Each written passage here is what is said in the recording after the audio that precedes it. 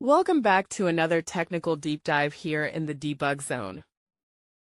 Today we're tackling a big question and breaking it down with insights from other users.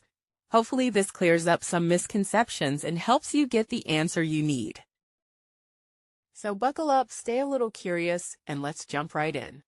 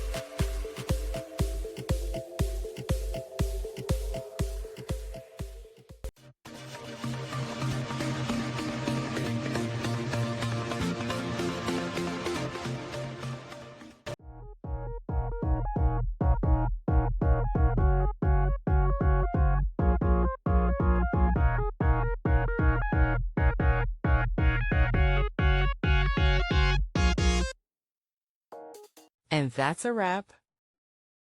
I hope you found the answer you were looking for. If you did, take a second to hit that subscribe button. It really helps out. And let me know in the comments which solution worked best for you.